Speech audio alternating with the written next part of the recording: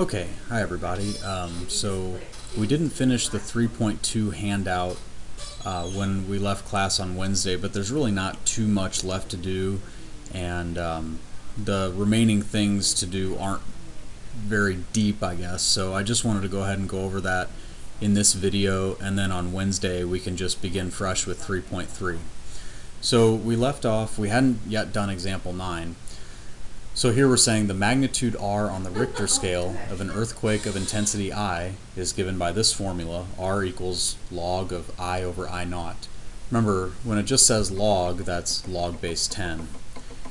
Here, I naught, I subscript 0, is the intensity of a barely felt 0 level earthquake.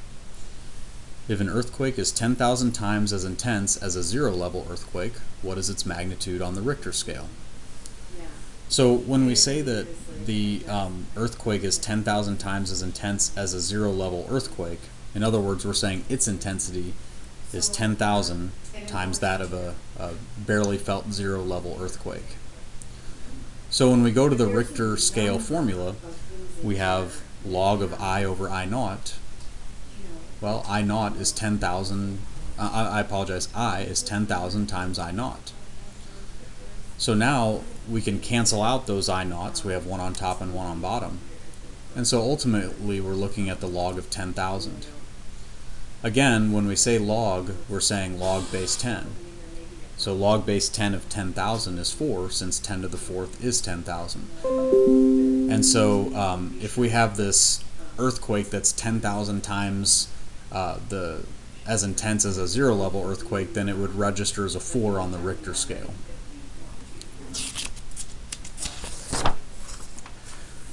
Going on to the last page here, so we say that the logarithmic function with base e, remember e is that number we learned about in section 3.1, it's roughly 2.7.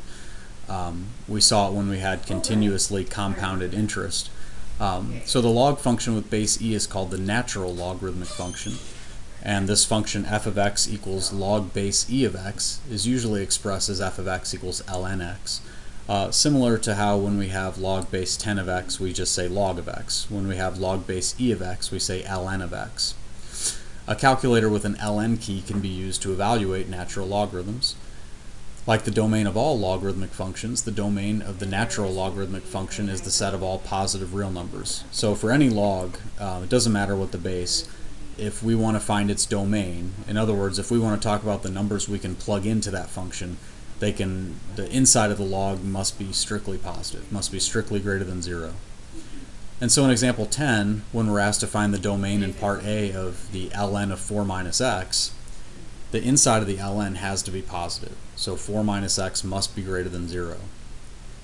Well, if I add x to both sides, that says 4 is greater than x, or equivalently, x is less than 4. And so the domain would be negative infinity to 4. In B, when we talk about the domain of ln of x squared, now you're saying the inside of this ln must be greater than 0. In other words, x squared is greater than 0. It's not too difficult for x squared to be greater than 0. I mean, if you square a number, it's always at least 0. So the only time where you would square something and it wasn't greater than 0 would be if you squared 0 itself. So in other words, if I want x squared to be greater than 0, really I just need to make sure x isn't 0 itself. I know, right? I did not. So the domain would be all the numbers except 0. In other words, negative infinity up to 0, then 0 and beyond, or beyond 0. Is this your home phone or your cell phone? That was your cell phone, right? Because you're alarmed. Last example we have is an applied example. So in example 11 it says when the outside air temperature is anywhere from 72 degrees to 96 degrees Fahrenheit, the temperature in an enclosed vehicle climbs by 43 degrees in the first hour. This function, f of x equals 13.4 times the natural log of x minus 11.6, models the temperature increase in degrees Fahrenheit after x minutes.